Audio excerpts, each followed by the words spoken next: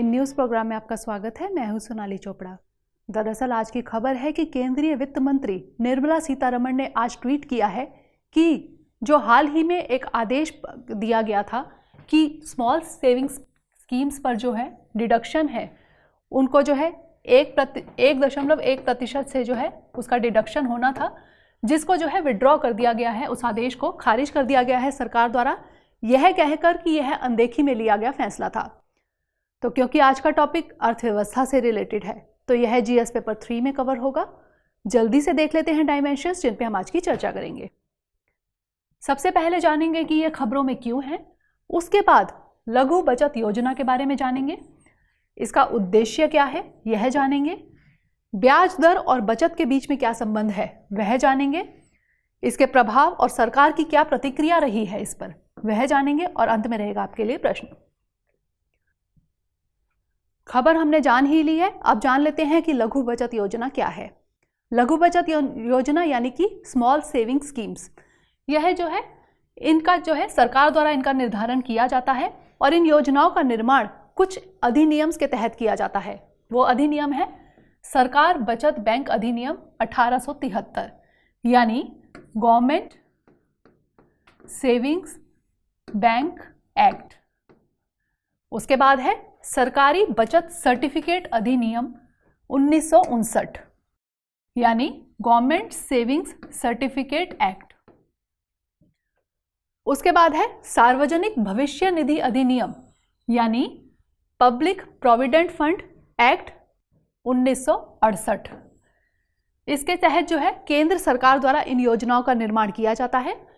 इसके अलावा जो इसमें शामिल हैं वह हैं, जो योजनाएं इसमें शामिल हैं वह है सेवानिवृत्त होने वाले सरकारी कर्मियों के लिए जमा योजना 1889, सेवानिवृत्त होने वाले सार्वजनिक लोक उपक्रमों के कर्मियों के लिए जमा योजना 1991 और जीपीएफ ईपीएफ जैसी संविदा आधारित योजनाएं। संविदा आधारित योजनाएं कौन सी होती हैं? जैसे प्रोविडेंट फंड होता है, उसमें कर्मचारियों की सैलरी में से कुछ डिडक्शन होता है, उसके अलावा सरकार द्वारा भी जो है उसमें कुछ कंट्रीब्यूशन दिया जाता है, तो दोनों तरफ से कंट्रीब्यूशन होता है, तो उन्हें कहते हैं संविदा आधारित योजनाएं। इसमें जो है कई जो है योजनाएं इसमें शामिल हैं, जैसे डाकघर जमा योजना, उसके अलावा सामाजिक सुरक्षा योजना। सबसे पहले देख लेते हैं डाकघर जमा के अंतर पर क्या क्या आता है। सबसे पहला है डाकघर बचत खाता। जैसे हम अन्य बैंकों में जो है सेविंग्स अकाउंट खोलते हैं, उसी तरह जब हम डाकघर में सेविंग्स अकाउंट खोलते हैं तो वो डाकघर बचत खाता।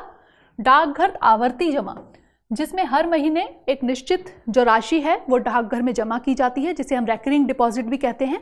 तो जब वो डाकघर में किया जाता है तो वह है आवर्ती जमा। उसके बाद डाकघर आवधिक जमा, जिस तरह एफडी की जाती है उस तरह डाकघर में जब एफडी की जाती है तो उसमें कुछ ब्याज दर दी जाती है, उसके बाद जो भी जमा करता है उसको। सामाजिक सुरक्षा योजनाओं में क्या क्या आएगा? सबसे पहले है राष्ट्रीय बचत सर्टिफिकेट, उसके अलावा किसान विकास पत्र। ये 124 महीनों के लिए होता है। जब ये 124 महीने कंप्लीट हो जाते हैं तो उसके बाद उस पर जो है इंटरेस्ट मिलता है। उसके बाद सार्वजनिक भविष्य निधि और सुकन्या समृद्धि खाता। इसके नाम से ही पता चल रहा है कि ये कन्याओं के लिए है, कि जिसमें जो है जो भी कन्या के पेरेंट्स होते हैं, माता पिता होते हैं, वो कन्या के नाम से एक डिपॉजिट करते हैं और जब कन्या बड़ी हो जाती है तो उसकी विवाह में या फिर उसकी आगे की पढ़ाई के काम आता है। उसके बाद है वरिष्ठ नागरिक बचत योजना, यानी कि जो सीनियर सिटीजन्स हैं जो रिटायरमेंट ले चुके हैं उनके लिए ये योजना है। इन सभी योजनाओं में ब्याज दर का निर्धारण किसके द्वारा किया जाता है? केंद्र सरकार द्वारा।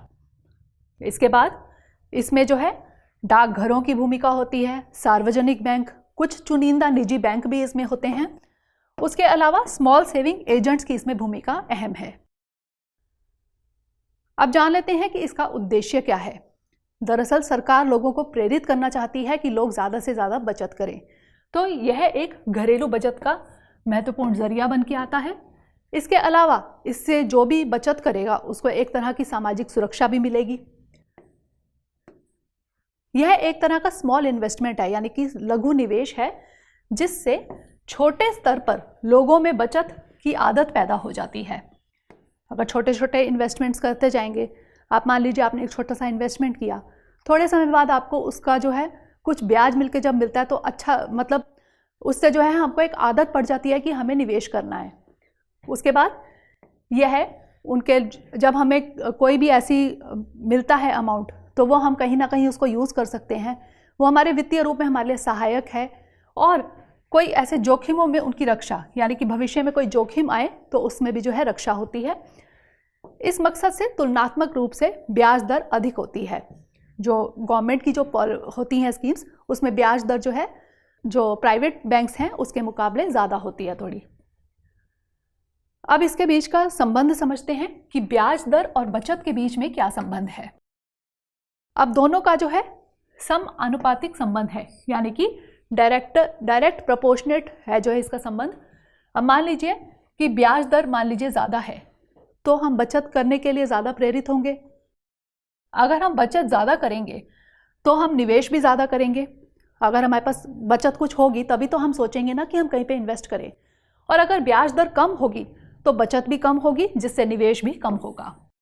यानी कि ब्याज दर पे जो है सब डिपेंड करता है कि ब्याज दर अधिक है तो निवेश भी ज़्यादा होगा, ब्याज दर कम है तो निवेश कम होगा।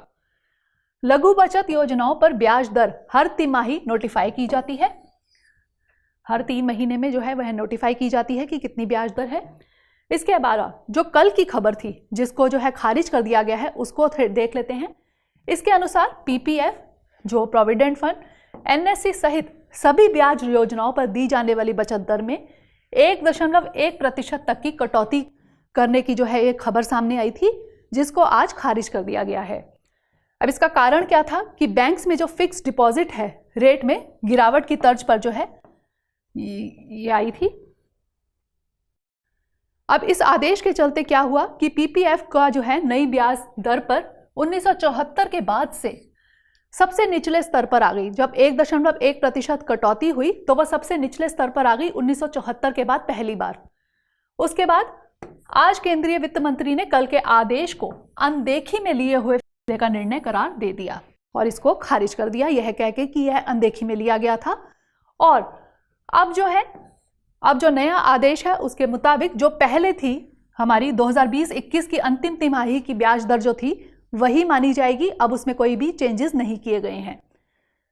अब पीपीएफ की वार्षिक ब्याज दर 7.1% और एनएससी की ब्याज दर कितनी है 6.8%। और जो सुकन्या समृद्धि योजना के लिए ब्याज दर है 7.6%। ये योजनाओं की जो ब्याज दर है ये वही रहेगी जो पहले थी, इसमें कोई चेंजेस नहीं होंगे, यानी कि 1.1% की कटौती नहीं होगी। अब देख लेते हैं आपका आज का प्रश्न। लघु बचत योजनाओं से आप क्या समझते हैं? ये भारतीय जनता के लिए किस प्रकार लाभकारी है? तो ये था हमारा आज का सेशन। अगले सेशन में किसी नए टॉपिक के साथ मिलेंगे। तब तक के लिए पढ़ते रहिए एंड स्टे मोटिवेटेड।